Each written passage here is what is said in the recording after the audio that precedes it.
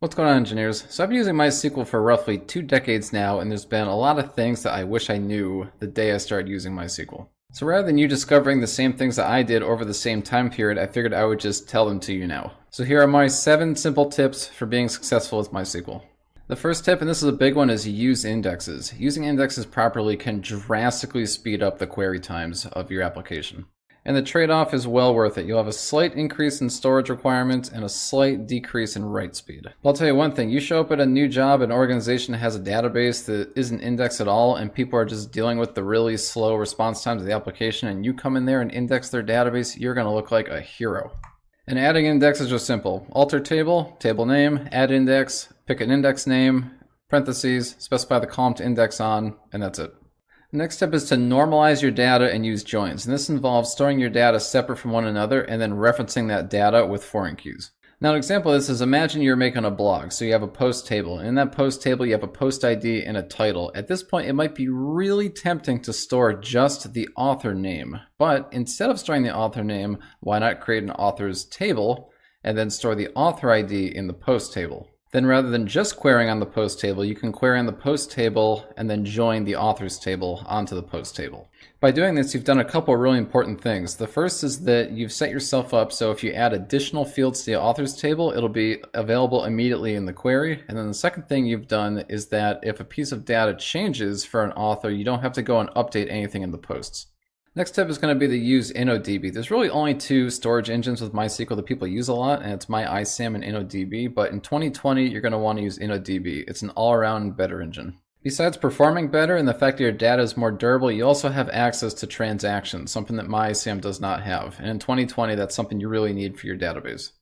Next step is to enforce data integrity at the database level, and this is using things like unique constraints and cascade deletes. A lot of times it's really tempting to do things in your application that you should be doing in your database, for instance like cascading deletes. Cascading deletes is when you delete a record and that record has a foreign key that references another table, and so it also deletes those records. So a good example of this is the post and authors table. So imagine you have an author ID 1, so if you were to delete that author, then it would look in the post table and delete all the posts with author ID 1. And the reason cascading deletes is important is because if you do not cascade delete, then the post table has posts in it that don't have an attached author. And this is of course a problem. And here again, you could do this in your application. At the time you delete one record in your application, you could certainly query for all the posts and then delete those as well. It's just this is better handled at the database level. Application logic can break, database constraints can't.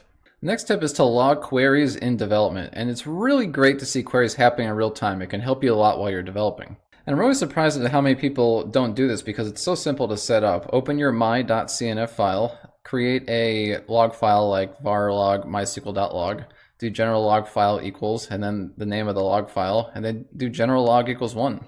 And then once you restart your database, you can do like a tail-f on var log mysql.log, and then you can go develop, and then every time a query happens to the database, it'll show up in that log and you'll be able to see it. Just make sure you don't do this in production because it will add strain to your database. Next step is to use consistent naming, specifically short, easy to type field names, but whichever format you do choose, just do it everywhere. So if I'm creating a post table, here's one example of bad naming. It'd be like uppercase ID and then lowercase title and then camel case content body and then underscore case created at. Another bad naming convention is to prefix every single field name with the table name. It's just redundant and verbose.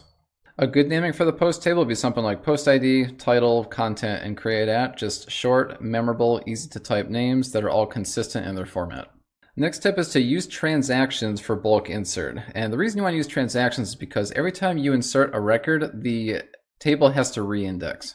By using a transaction, you get one reindex at the end of the transaction. So if you insert 10,000 records, you get one reindex at the end of the 10,000 records. Whereas if you insert 10,000 individual records, you get 10,000 reindexes. And the performance boost is significant. Without using transactions, maybe you get hundreds or thousands of records per minute. With using a transaction, you're going to get tens of thousands, if not hundreds of thousands of records per minute.